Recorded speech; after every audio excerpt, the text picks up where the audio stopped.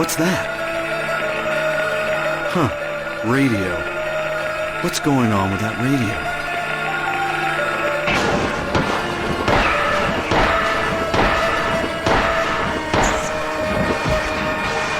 This is not a dream.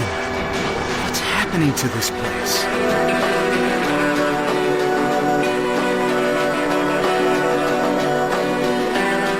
Welcome to Now Playing Podcast's Silent Hill Retrospective Series. Mom! Silent Hill! Part of Now Playing's video game movie review series. When you're hurt and scared for so long, your fear and pain turn to hate, and the hate starts to change the world. Hosted by Arnie. He was sent to take you back to Silent Hill. He was a member of the Order. Justin. Listen, you may be able to hear the cries of his torment. And Stuart. Who are you to judge? We judge because the souls of history hang in the balance, because our faith has never failed us. This podcast may contain detailed plot spoilers and harsh language. Go to hell! Can't you see? We're already here. Listener discretion is advised. I will pray for you, Rose, but I won't expect you and your friend to return. Today we're discussing Silent Hill Revelation 3D, starring Adelaide Clemens, Kit Harington, Deborah Kale Unger, Martin Donovan, and Malcolm McDowell, with Carrie Ann Moss and Sean Bean, directed by Michael J. Bassett. This is your hunka burning co-host, Arnie. He's fucked up, but goofy fun inside. It's Stuart. And this is Justin. 6 years. It took 6 years for a sequel to Silent Hill to happen. Was anyone clamoring for it, especially 6 years later? Well, it was one of those modest hits, right? Like, when you count all the international box office numbers, that's when it became a hit. Here in the States, I think it opened big and then quickly trailed off. It only made like 40 here, but internationally it made 100. And so you spent 50, 60 million on that. Do you make another one? I think it took Avatar. There was a rush of, we need to get some 3D movies out there. Let's see what we can do. They just went and found properties that could easily lend itself to such a thing, and they slashed the budget in half. Why are we spending $50 million when we can spend $20 million? So we get a sequel whose ambition has been curtailed. Half the budget, twice the cameras. Because you mentioned they were doing things in 3D back then, but let's give credit where credit's due. This was a heyday of 3D when things were actually still being filmed in 3D because people still wanted that Avatar money. Whatever I say about this movie, it is gorgeously 3D. I broke out the glasses, I popped the cherry on my 4K 3D television, even though it was just a Blu-ray, but it upconverted to 4K res. The 3D is incredible. I had to pay through the nose to get the 3D Blu-ray. Worth it. If I had to watch this movie, 3D was the way to go. Oh, wow. I was thankful it took me about halfway through the movie to realize, oh, this is a 3D money grab. I'm glad that time is over where we were clamoring as a society for 3D gimmickry on the screen because, as I've said before, that just gives me a headache. And it never really pulls me further into the movie when I'm sitting in a theater with those glasses on. You know what? If it were available to me, Arnie, I would have watched it that way. But I didn't go to movie theaters to see this. I just watched it the regular 2D streaming at home. The best thing about this movie we're going to discuss was its 3D stereoscopic depth and effects and the way the snow and the ash floated in front of me. My God, it really was good 3D. I mean, the trailer was good 3D. I watched the trailer of it. The menus felt like they had depth. Man, an amazing 3D film, truly a reference disc. If you're only going to watch 5 minutes to say, look how cool the 3D is. Not to show your hand too much. Yeah, you wouldn't want to watch too much of the movie. You might get caught up in that plot. And that certainly was something we all got caught up in last time. There was room for improvement. I was hoping. The revelation was that under new creative hands, we would have if not a better story, at least a streamlined story that went in a different direction. But we have Michael J. Bassett, who's The only credits I recognize is he makes a lot of TV shows for Starz Network, like Power and Ash versus the Evil Dead, totally jumping on the storylines that were left dangling last time and muddying the waters even further. I'm even more confused now that they've revealed something to me. And I was just shocked. I mean, coming into a sequel, especially while we're in the arcade, to see so many returning actors and adding Malcolm McDowell. Wow, okay, so there's something legit happening here. Yeah, but that isn't Malcolm McDowell. I mean, I just remember when we discussed him in Firestarter Rekindled.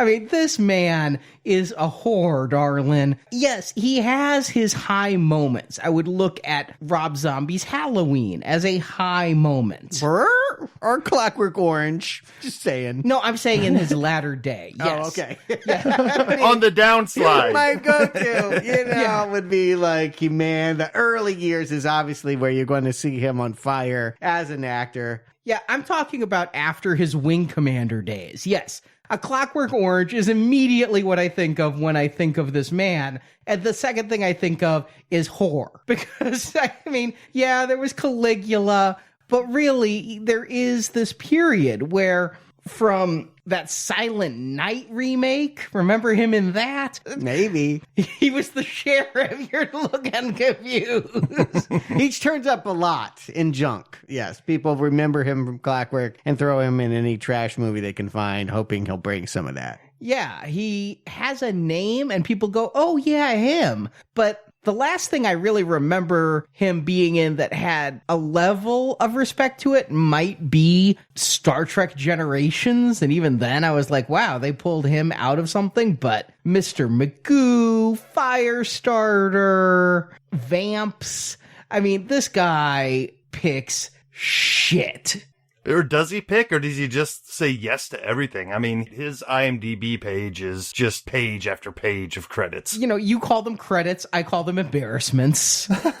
Paychecks, what have you. I remember, again, when I met Lance Henriksen and had him sign Mangler 2, and he said, yeah, this was an alimony check. How many wives has Malcolm McDowell had to justify all these damn movies? So yeah, you say he's bringing something. This was my exact thought is, oh, oh yeah, it's Malcolm McDowell. Yeah, we see a few respectable or formerly respectable people in this cast list. It's also worth pointing out the source material is very respected. This is another example of them going straight to the game. Silent Hill 3 is the story of a teenage daughter named Heather who has a nightmare in a carnival, is approached by a private detective who tells her she's actually the child from the first film and that her dad has been killed by someone named Claudia, and she's got to go to Silent Hill and face a cult. I was really hoping that this movie would base itself off Silent Hill 2. Again, that is my favorite of the ones I played. I did play a little bit of Silent Hill 3. I got enough into it to see the private detective and realize, okay, so they're using a lot of the iconography from Silent Hill 3. And it makes sense if you want to continue the movies, since Silent Hill 3 did pick up the Silent Hill 1 story. All right, let's go there. Let's have teenage Sharon trying to rescue her father, whereas we had the mother previously trying to rescue the daughter. And now, as our Sharon, we have, who I believe they took Michelle Williams into a cloning lab with Dolly the sheep and came out with Adelaide Clemens. Thank you. I'm not the only one who thinks that then. Yes, very much a mini Michelle Williams. I looked at her IMDb, and I believe the only thing I've seen her in other than this was X-Men's Origins Wolverine, where she had the role of Carnival Girl. Oh, sure. I'm sure you just picked her out of the crowd there. Yeah, exactly. I'm shocked Sean Bean survived the last movie and came back for this movie. I assumed it's just to die. Like, excuse me, you forgot to kill me last time? Exactly.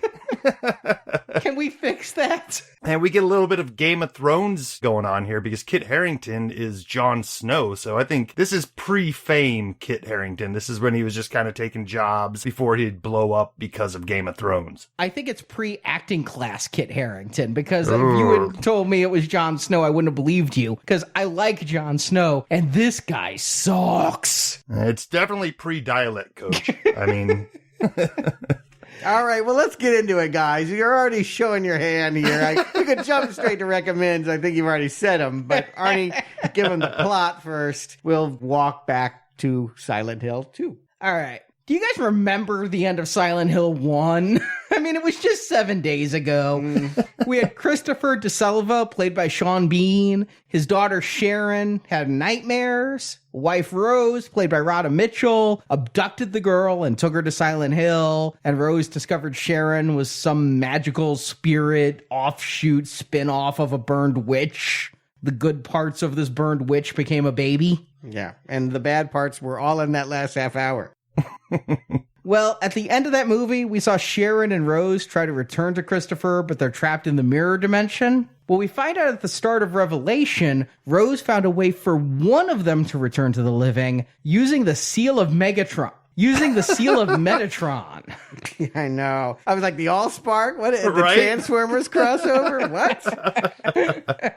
Same difference. It might as well be. It's a talisman, and Rose has half of it. And as Rhoda Mitchell does not want to do this movie again, she sends Sharon through instead of herself, so she just has a cameo. And Sharon is now a teenager, played by Adelaide Clemens. But the cult from Silent Hill, called The Order, still wants Sharon. Christopher killed one of their disciples, so now Sharon and Christopher live a nomadic life, moving from town to town, changing their names each time. When Revelation starts, Sharon is now known as Heather Mason. So Heather Sharon doesn't really remember much of what happened in Silent Hill.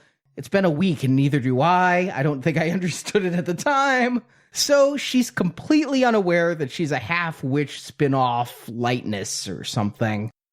I mean, what would you say? Shit. Yeah, it's a hard one to fill out the form for.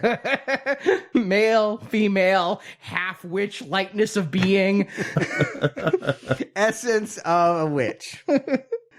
So Heather is really confused when a private detective played by Martin Donovan comes and says he was hired to find her and take her back to Silent Hill, but when he found out the cult wanted to kill Heather, he decided to warn her instead. So the cultists kill the detective and abduct Christopher and take him to Silent Hill. And Heather meets fellow high school student Vincent, played by Kit Harington. He is with her when Heather gets the message to go to Silent Hill to save her father. And Vincent goes with her because it turns out he's the son of the head cultist, Claudia Wolf, played by Carrie Ann Moss.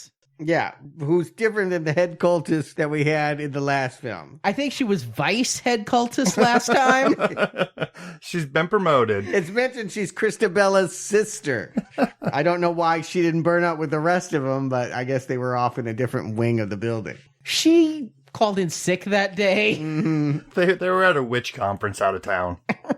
But Vincent, like the private detective, tries to warn Heather, and he's taken away. But he tells Heather to find his grandfather Leonard, played by Malcolm McDowell.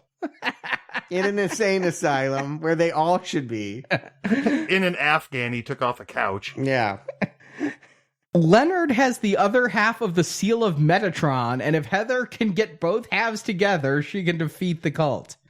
So... okay, she finds Leonard in the insane asylum. She doesn't even have to work that hard to do it. He shoves her half of the seal into his chest, which turns him into a CGI thing that Heather has to fight. And then she gets the seal back, both halves conjoined. And with it, she saves Vincent, and they find Dark Alessa, who merges with Heather again to make one whole girl again. Didn't we already do this? I don't know. Maybe when the seal of Metatron split in half, so did Alessa. All right. Yeah. Well, it turns out the real plot of the cult was not to burn Alessa for being a witch, but to actually use Alessa to give birth to an evil god that would punish sinners. Mm-hmm. I don't know why you want to immolate your vessel for God, but... Well, that was Christabella. This is Claudia. Well, now that the two girls are one again, they can bring forth that god. But Alessa uses her seal to call Pyramid Head to kill the cultist's personal enforcer called the Missionary. This allows Heather to get Vincent and her dad, Christopher, and escape. But Christopher decides, hey, I'm Sean Bean and I haven't died yet, so I'm going to stay in town until I find Rose. So Heather and Vincent hitchhike out of town as credits roll. I'll give the movie something else. I complimented its 3D. I think it has a decent visual style in 3D. It also has a much more simple plot. It is very much A to B to C to D. Is it logical? Fuck no. But is it easy to understand? Yes. Well, also gone is the nice cinematography that we enjoyed in the first one. I mean, last time we had a very nice cut between lush green forests and the white ashy world of Silent Hill. Now when we're in the real world, we're in like the outskirts of Pittsburgh in the middle of December when everything's gray anyway. So when we do get to Silent Hill, they kind of juxtapose it a little bit. We're going to see a carnival with full power and lights and stuff like that. So it's automatically losing that feel and atmosphere that the first one set up. Oh, absolutely. The second I see Pyramid Head get on a tricycle to make the carousel go around, I'm like, okay, they really don't have any money to power a carousel, and they're having the actors do it with exercise bikes. This is pathetic. No phones, no bikes, no motor cars, not a single luxury. But I'll agree with you, it's a little bit chintzy, but again, I did not watch this in 2D. I watched it only in 3D, and what it lacks in cinematography skill, it makes up for visually with that 3D. I need to, and I'm not going to do it much, I promise, but I find myself needing to come to the defense of Michael J. Bassett. Because he has come out and been like, yeah, I tried to do what I could with this movie, but I was friends with the producer. I tried to make a lot of compromises, one of which was half the budget and filming in 3D, which was a huge pain in the ass. I said, let's move the camera here. Can't move the camera. All right, well, let's do this tracking shot. Can't do a tracking shot. Let's light it this way. Can't light it that way. Everything must be in focus. He was hamstrung from the beginning. The 3D is great, but yes, he was working under severe limitations technologically. Sure, but location scouting is a completely different thing, and they could have picked someplace better for the real world than what we got. The problem is, the only thing the last movie had going for it was the mood it was able to create instantly, and for much of its runtime, for my money. Here, in this first scene where it's a dream within a dream about a carnival where you can win a dead fish or a bloody bunny doll. And I have a problem. Dead fish float. They don't sink. Yes. This was my very first continuity problem is why does the fish sink? They couldn't afford real dead fish. Wasn't Faith No More touring Canada at that time? I'm sure they had some dead fish to go around. But yeah, once we get back into it, it just seems like we didn't need to go back to Sharon and to Christopher, right? That was a closed story loop that was kind of ugly and tangled, and I really resent that we're going to pick up and that they're going to try to fix it. I don't want them to fix it. Well, it answers a question that I'm not sure the last movie asked, really. Like, it was left on a cliffhanger, yes. We thought they were back in the house, but Sean Bean didn't see them. Well, we come to find out that the wife had brought the girl back, but she had to stay behind for some reason. Yeah, because she only had half the money. Like, there's a coin, but it was only half the coin, which is like a metaphor for this whole movie. But yeah, okay, whatever. Your magic talisman means that we can return the girl. What do you think she knows? What she's been told, she has total amnesia about all of this. Well, she was in a car accident, but for the last,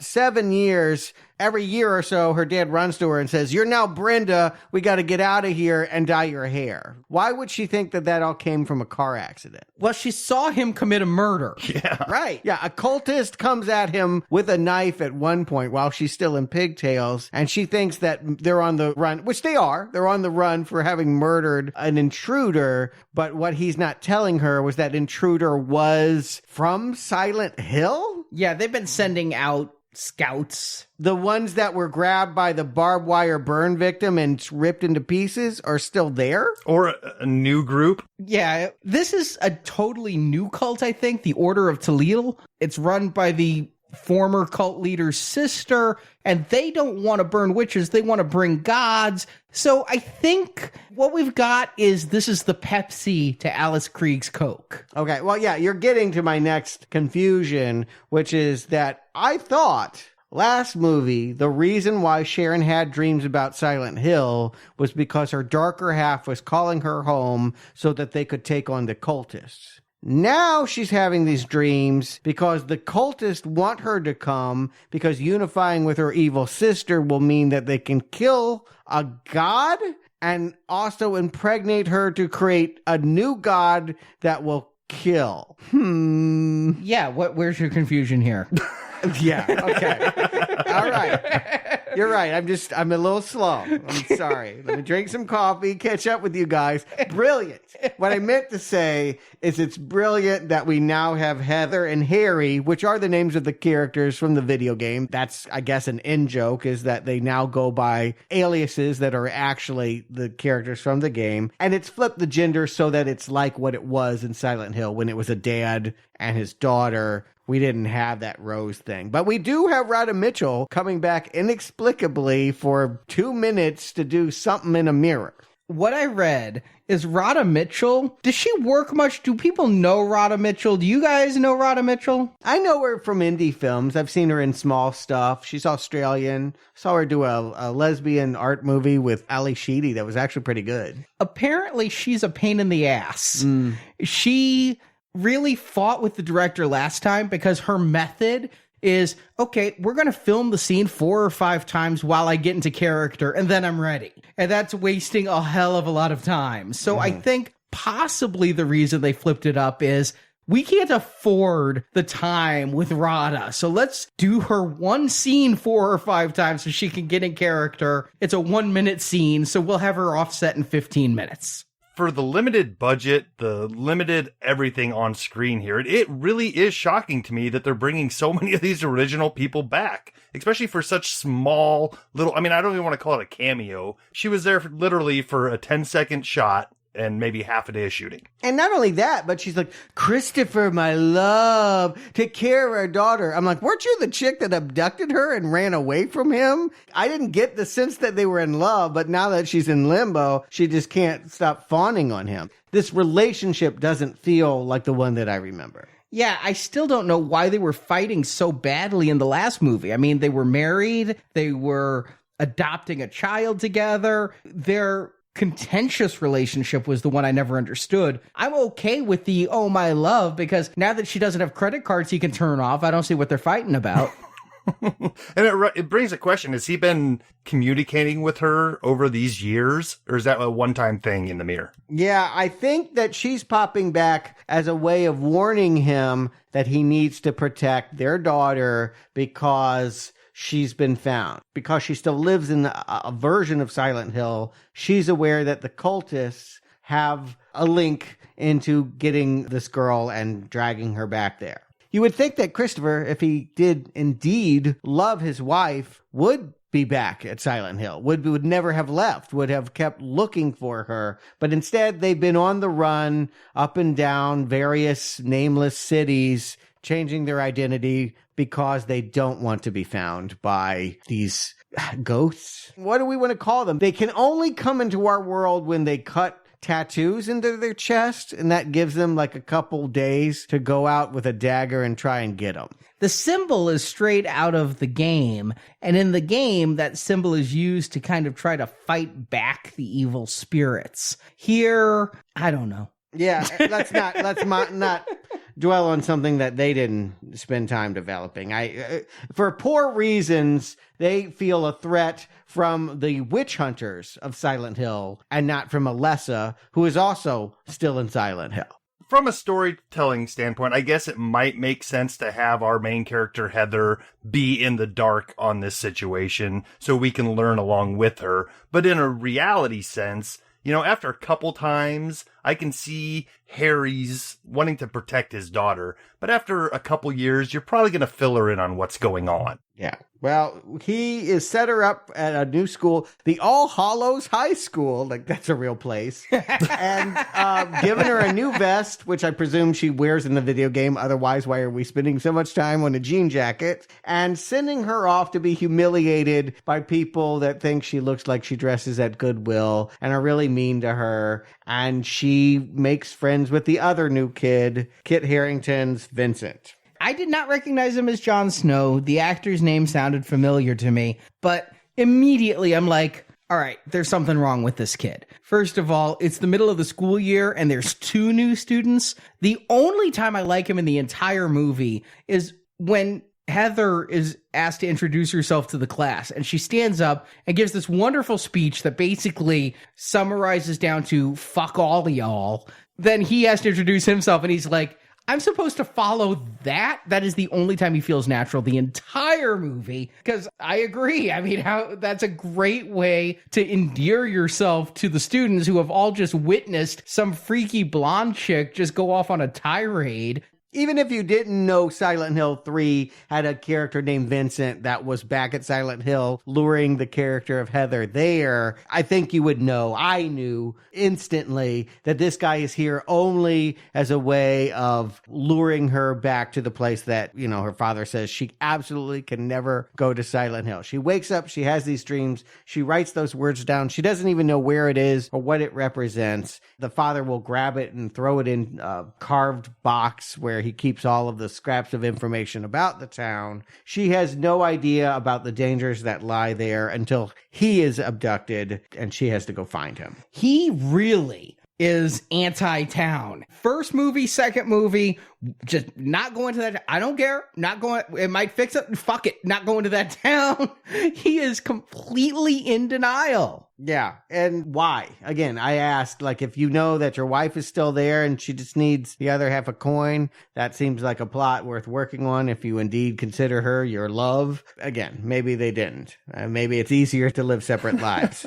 So yeah, these two meet each other on their first day of school, which is in the middle of the school year, and he seems to be following her around. Heather calls her father saying, I think I'm being followed. They make a plan to meet at the mall, so they're not going to give up where they live. And something happens to Harry between the time she gets to the mall and things start falling apart. Yeah. She agrees to meet him at Happy Burger, which ends up being like populated with bloody clowns, and they're slicing meat off people and throwing it on the grill. It still looks better than Arby's to me. I'm just going to say. You try to gross me out, but I'm like, that looks like a traditional food court in the mall. You and Marjorie, you anti-Arby's folk. It's a hard line, man. There's people who, on both sides of that war. Curly fries? Shit. But yeah, and this is after the private detectives already come and been killed, right? I mean, it's kind of happening at the same time. She's been followed by a man in a trench coat. Again, if you know the game, you know who this Douglas character is. But he will come to her. He screams Sharon while she's watching clowns eat bloody meat on a burger. And she'll realize that he knows a lot more about her than she knows about him. He'll explain this whole thing about where she comes from, that her father has been lying to her. And then, a Cenobite comes, chops off his hands, and we even get Pyramid Head. But can we take a second to dwell here? Because in the first movie, at least there was a clear delineation between Silent Hill and the real world. Mm-hmm. And in this one, she's having dreams at the beginning. She's in the real world. She's at the mall. And then all of a sudden, things in the mall turn into this nightmarish, not necessarily Silent Hill, but this nightmarish scenario right in front of her. What are we supposed to be taking away from this? What is happening here? Oh, yeah. It's even better than that. Once Vincent, again, he's following her at this mall, even after dead bodies have dropped. He's like, hey, do you want to walk home? Like, he's trying to get a date. And to make conversation on the bus, she's like, do you think there's a difference between dreams and reality? Wait, what? All right, he has to be evil because he doesn't even blink at that. He's like, oh, yeah, my grandfather can't tell the difference between humans and monsters. It's totally normal. Yeah. Do you use Facebook? Oh, my God. Yeah, their courtship is unintentionally hysterical.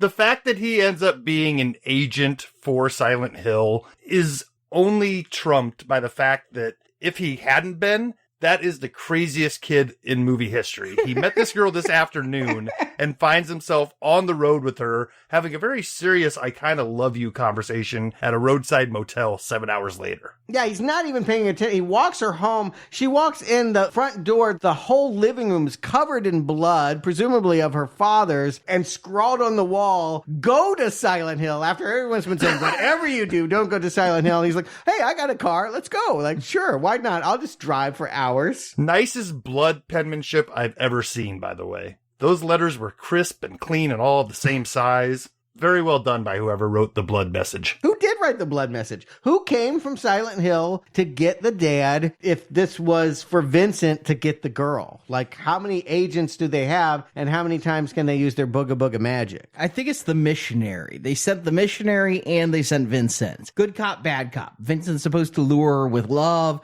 The missionary is supposed to just grab her and drag her by her hair. And the missionary, it's not, no one ever uses that term, but just so you know, it's the Cenobite with the CDs in him from Hellraiser 3 has popped into this movie. Yes.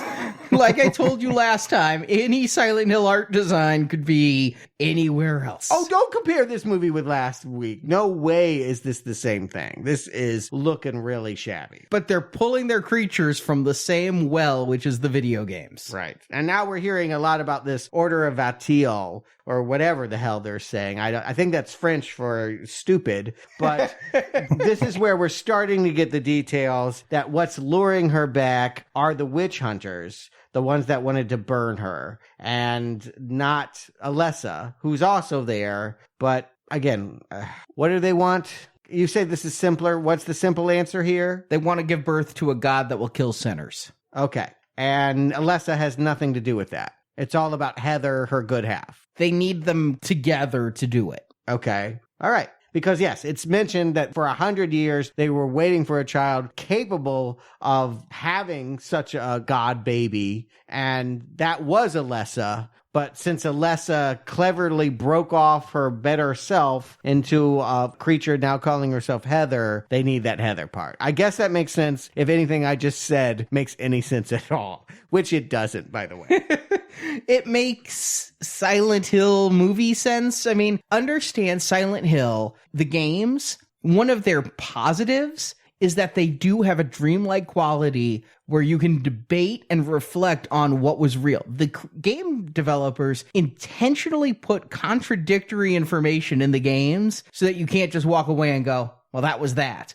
So that you can actually have these kinds of conversations like we're having about what the hell's going on, what did we really see? Right, that's all fine and well, but don't tell me that this is cleverly constructed confusion. This is just a new guy's take on someone else's unarticulated ideas taken from an ambiguous game. So there's several layers of nonsense here that is filtered down into where we're at. It's about where I am with it, too. Right. So let's get to Silent Hill. They get there. It's later than they did in the original movie, but this is a shorter movie by 30 minutes or more. So really, we get a rush job. Once we're there and the ash is falling down, pop, pop, pop, pop. It's easy steps for Heather as she finds her way. Ultimately, she's going to go back to that carnival. But she's got to first get this talisman that I guess her father had it. The wife gave it to the father in the mirror, and he put it in the box. And because she now has the box, she has it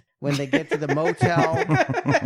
But she still needs to get the other half, which Vincent told her is with his crazy grandfather before he's sucked away by his evil mother who came out of the walls of a motel. I hate saying this. Like, I hate that people are having to think about what I'm saying and imagine it. It's so cruelly stupid.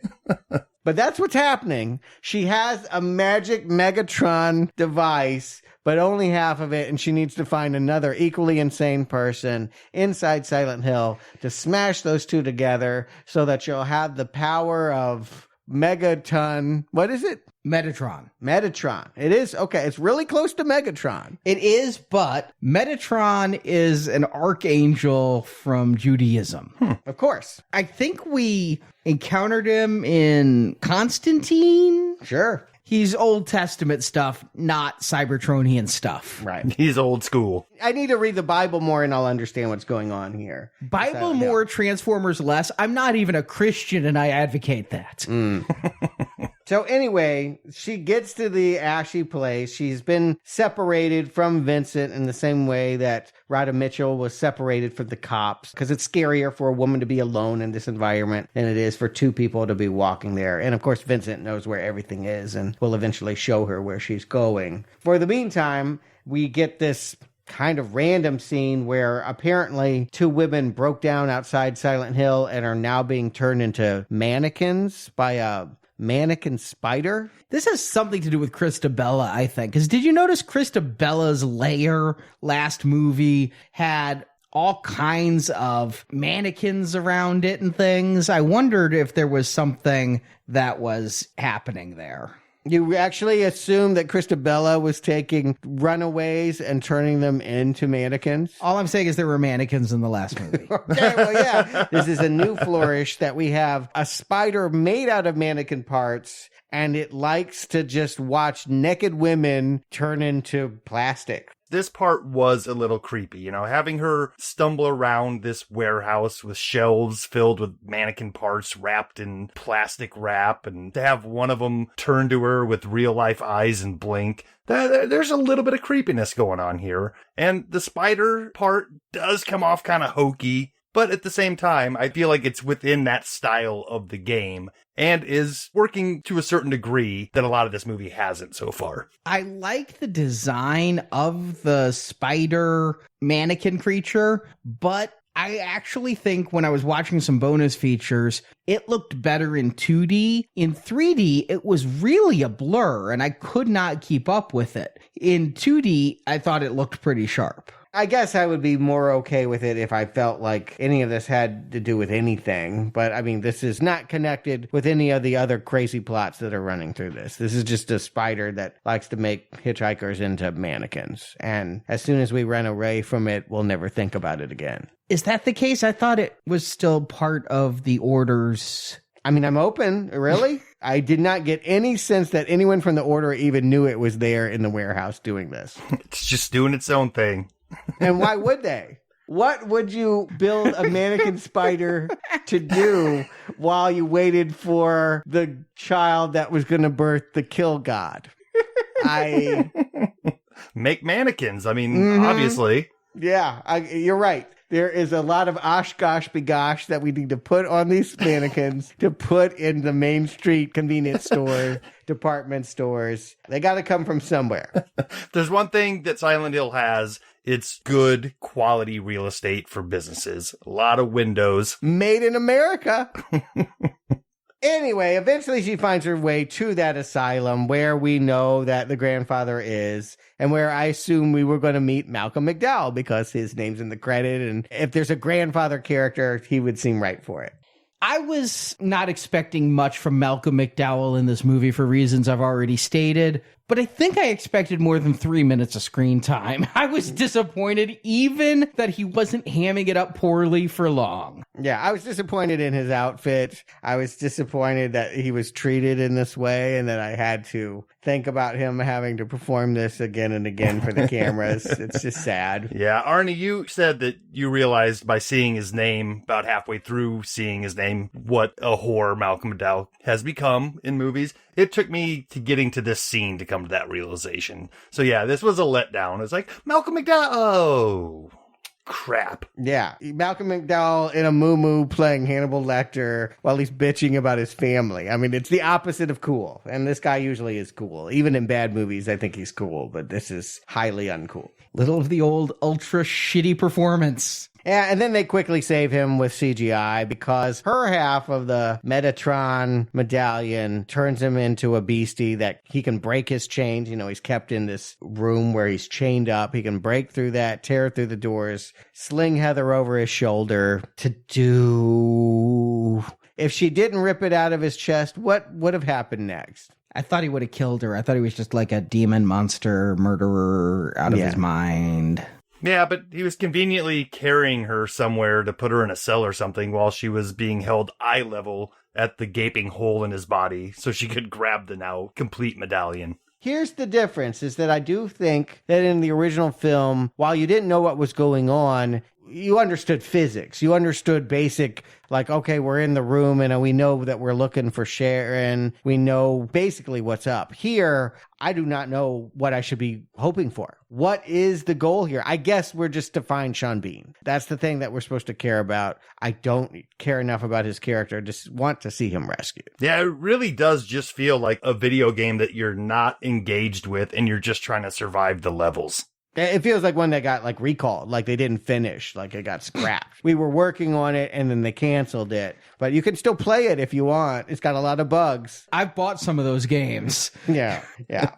And eventually she's going to find Vincent here because he was thrown in the insane asylum because his mother was mad that he's fallen in love with Heather. And that he was actually trying to help her and not lead her into the plot. And so he's insane now, and they throw him in a room, and we have, I don't know, a vaguely cool scene in which we at least get Pyramid Head back to chop off hands reaching through bars, and the crazy faceless nurses are here as well. He's being rescued from a gurney while they try to slice him. Again, those nurses are a great design. I really like them quite a lot.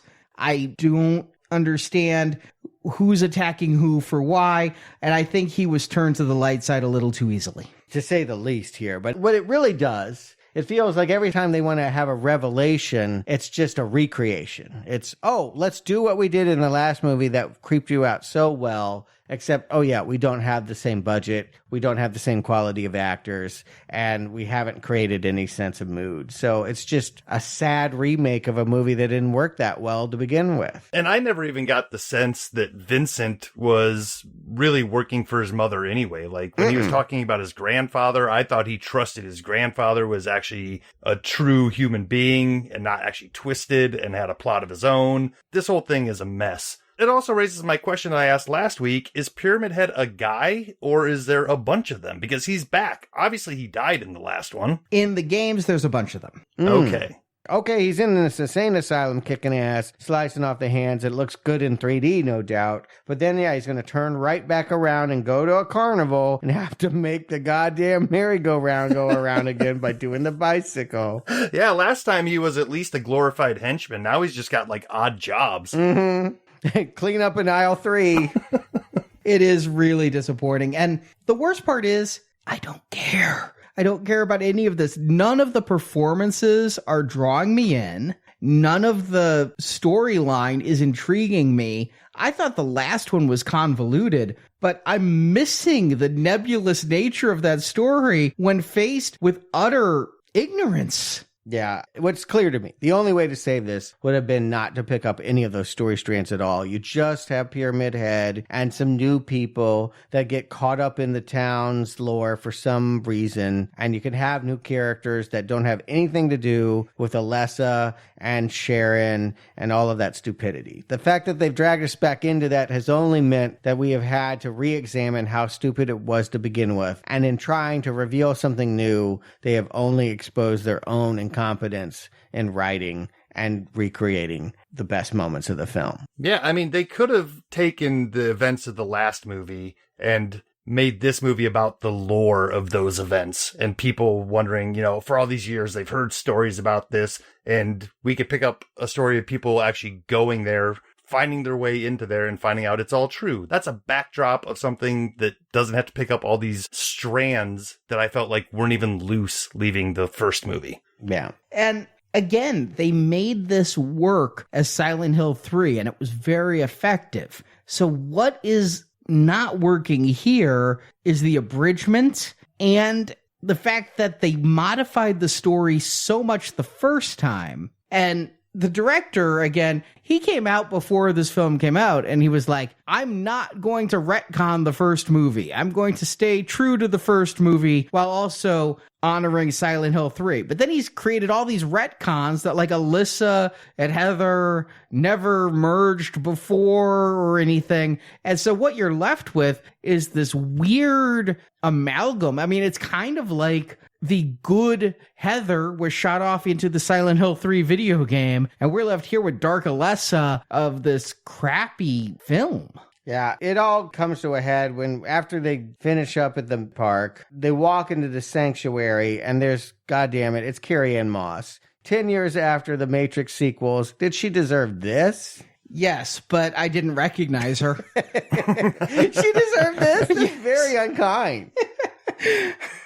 Have you seen the other shit she's done? Memento. I mean, there were some good times. Memento, Matrix, Part 1. Yeah, I just don't feel like Malcolm McDowell, like almost everyone in this cast. I'm like, oh, wow, your agent couldn't find anything else, huh? Listen, the same year the first Silent Hill movie came out, Carrie-Anne Moss was in this piece of shit Billy Connolly zombie movie called Fido.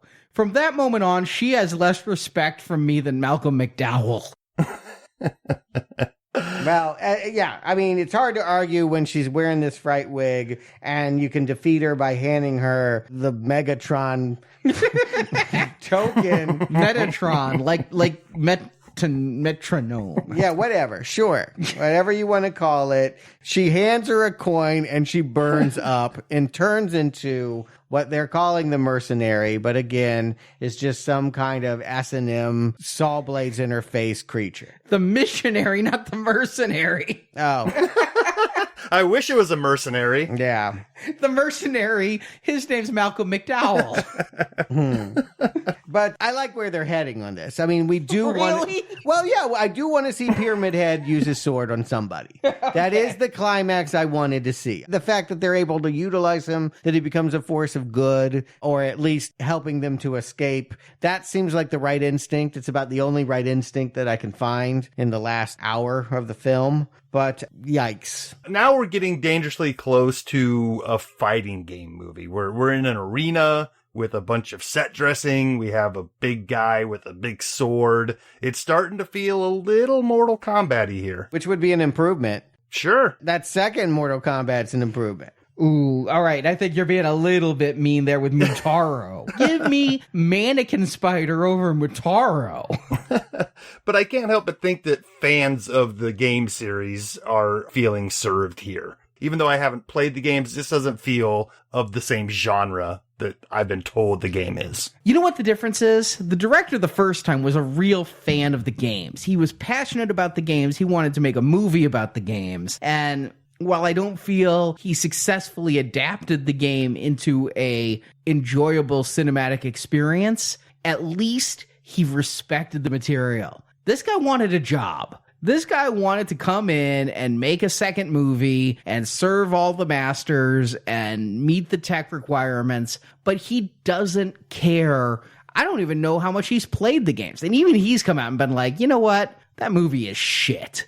That movie is terrible. I fucked it up. And so I'm not going to disagree with him. I think that he doesn't know Silent Hill enough to do it right. I think he's looking at the first movie and going, you know what would be really cool is if we had Pyramid Head getting into a lot more fights. Again, that one I'm okay with, but I do agree he probably didn't have a lot of control over this. It was probably all the producer making the film he wanted to make last time with a director that he could bend to his will, and just not a lot of strong creative vision in general. They just repeated the imagery of the last film. The nurses and the sword and all of it is just shit we had seen before, done at a much higher production budget. And so it's very disappointing. As someone that tried to see the positives of what they had going, I could see nothing but down now that they're stumbling out of Silent Hill. And it's a happy ending because Sean Bean is going to go find his wife and he's going to let his daughter run off with Kit Harington.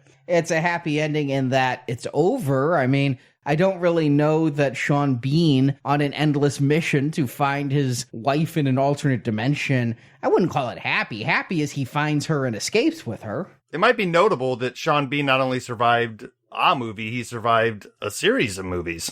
Or he might be dead and that's why he can't leave. I mean, you can make that case too. But again, this might seem like a tease for a part 3. Obviously, they thought that they could keep this going. That's why we also have this truck driver pull up. Travis Grady is a character in Silent Hill 5. That was a prequel game where a truck driver came into town to rescue a child and found out more about the cult and how it started there. So they thought that they were going to just be able to continue on through all of the Silent Hill video games and crank them out in the same way that Resident Evil did. And this movie is bad enough to stop those ambitious cold. Is he a creepy pedophile in the game, or is that just something they did in the movie to end it? That guy was off the charts weird. Maybe he was just overplaying the small role they gave him, but boy, oh boy. Yeah, again, remember, it wasn't going to be a small role if they came back with part 3, but the thing, though, that I can't feel confident about is what you said, Stuart. It took 6 years between part 1 and part 2. This is the 6th year between part 2 and today. Do we know for sure part 3 isn't coming like in 2020? Yeah, I know this thing didn't make the money the first movie did. So if it's coming out, it'll be a YouTube short that we don't have to review at least. Silent Hill, the HBO series. Yeah, coming next year, everything on HBO. Where is the video game series now? I mean, a lot of these that we talk about have either been revived or have remained fan favorites through the years no matter what. Silent Hill feels like very much a product of the 2000s. Yeah, it seemed to hit its stride when it had that original creative team Arnie described, where the misfits at Konami were just allowed to just do what they wanted to do, and they cranked out the first 4 Silent Hills. That's where the love seems to be. Things that happened afterwards were always seen as disappointing. It did become more of an action series. They had some cool moves. One game I'd like to play is Silent Hill Shattered Memories, where apparently the game actually psychologically profiles you and will change play based on who they think you are. Mm-hmm. It's a cool concept. I hear it didn't totally work, but that's a cool idea. Fans were very excited it was going to get the comeback that would make it relevant again in 2014. Because Guillermo del Toro and the designer of Metal Gear series, I don't know that series, but it's beloved Konami property, and actor Norman Reedus of Walking Dead were all signed on. They released this playable teaser that if you were able to get out of a room and figure out who murdered his family, you would be standing on the streets of Silent Hills. And everyone thought that would be the game to make it not a retro, oh, remember that thing from 15 years. It would have put it back at the forefront of great games of right now. And apparently, due to internal squabbling between the designer and Konami, it was scrapped. And if you play Resident Evil 7, it took a lot of the ideas that they were working on and just put it out there. So the enemy basically took their best ideas and made it another Resident Evil. Ah, bummer. But I guess that might bode well for us that the property raised its head a little bit again a few years ago, and it didn't have enough power to stand up. And a movie like this ain't going to help. It's not going to tell a new generation's not going to go, boy, I want more. But it is telling when this movie came out is when Silent Hill had its last gasps on consoles. Were they to finally get that together? And I think Konami wants to respect this franchise. They know this is a jewel in their crown. They'd rather take their time between installments than rush out something that's going to be lackluster again. So I think whenever the next Silent Hill game comes, could we see another Silent Hill movie? I won't say I don't think it could happen. I do say I could see a reboot where they actually go to Silent Hill 2, new characters, new story, same town, just like the games did. Yeah, there'll be no continuation of Alessa and Sharon or whatever she's calling herself this week. I mean, that is way dead. But yeah, could they go to a mysterious town called Silent Hill and have adventures in a TV series or a movie series? Absolutely. Everything old becomes new again. And it was a good game. So why not? There's something to go back to and enjoy. A new filmmaker could find it and revitalize it. But how vital is the second installment? Justin Stewart, how strongly don't you recommend Silent Hill Revelations 3D? Justin?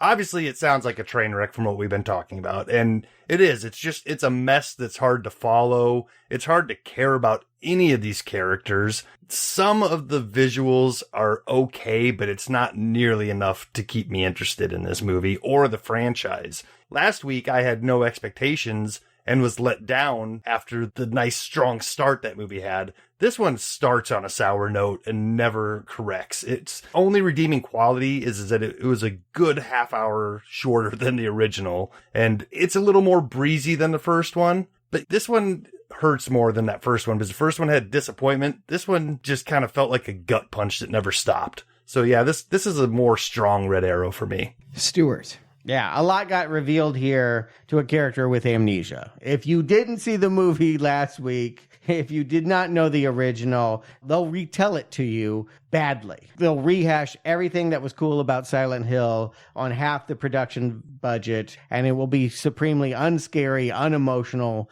and unnecessary. The only thing that you haven't already experienced that is revealing here is you can watch a father give his teenage girl permission to elope with Jon Snow, which even then I think you can go to the internet and read some fanfic for Game of Thrones and see done better than it's done here. My one compliment is that I do think that they kept the feel of gameplay, that there still is some puzzle solving that vaguely reminds you of why it was fun to play Silent Hill. And maybe, just maybe, this is better than Resident Evil 2, but it's horrible and a big fat red arrow. When the movie started, I'm like, wow, could this actually improve upon the last? No, it couldn't. The opening 3D shots and the fact that we were tightening up the cast a little bit really made me have hope. But by the time the private detective is approaching fake Michelle Williams for the second or third time and is like, I need to tell you, I've been hired to find you, and I haven't. I told them about you, but now I need to warn you about this. I'm like, what? This doesn't make any fucking sense. And it went downhill from there. Silent Hill, no. Downhill fast, yes. Red arrow, not recommend. Mm-hmm. Yeah, it's a disappointment because, again, I found a way to recommend that last one, but it starts there. Like, if I thought the worst part of Silent Hill was that last 20-minute climax, like, that's the feeling I got from the first scenes. I could just tell. As soon as we saw the evil little girl on the merry-go-round, I'm like, oh, shit. But I think we're done with horror video games for a while. It's past Halloween time. I guess it's only right that we should continue on to something cuter, more charming, a little more retro. We're gonna wreck it! Oh, yeah. This is a movie I'm looking forward to revisiting. It's something that I watched a lot when it first came out on home video because my daughter was of the age where this is one of her favorite movies. So I'll be interested to see if I can get her to sit down and watch it with me again. My assumption is it is Toy Story for people that played with pixels and not with action figures. Yes, but let's not give it too much credit. I mean, I'm looking forward to revisiting it. I've only seen it once, but all I'll say is it ain't Pixar, it's Disney. Right. That is an important but subtle distinction. I agree. Well, we're covering Wreck-It Ralph next week. And then because it's coming out in theaters, Wreck-It Ralph breaks the internet, apparently. I don't know what that means. Yeah, we'll have to find out. It's a long time coming for a sequel. Well, he definitely knocks out Creed because that movie also opens next week. We're going to have to delay that an extra week so that we get to Wreck-It Ralph 2 first. Yes, we've put our chips on the table. We think Wreck-It Ralph is going to wreck Creed when it comes to box office money, mainly because Creed is a emotional drama and Wreck-It Ralph brings in big families, and probably for 3D tickets and IMAX screenings. But we have quite a bit else going on. Our M. Night Shyamalan series starts this Friday, so if you're not done with horror, you can join us to We See Dead People and We See Bad Movies with the M. Night Shyamalan series. Is The Sixth Sense going to be one of the bad movies? Probably not. It's got the best reputation of anything he's ever tainted with his touch. Yeah, it starts off well. I mean, we're acting as if everything M. Night has put out has been truly terrible, but only about half of them are truly at Wood level. It started out well. Everyone called him the new Spielberg, the new Orson Welles, the new Alfred Hitchcock. And then, somewhere around, I would even argue Signs, but certainly The Village, things go horribly, horribly wrong. But it'll be fun to revisit. I certainly love watching him box himself into twist endings and silly contrivances. So if you'd like to support our show and get an extraordinary number of bonus shows between the platinum shows and the silver shows that are all available right now, and all the M Night we're going to be doing starting this Friday, and we're not ending until we shatter glass next year, because, get it? I think that movie's going to suck too.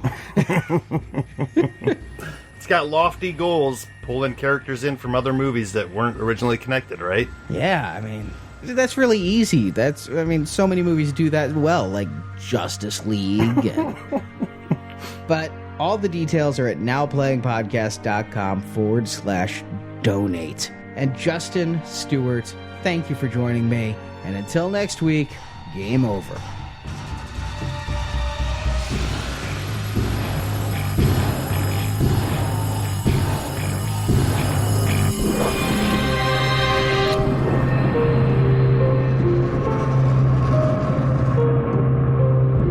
That was the end of Silent Hill.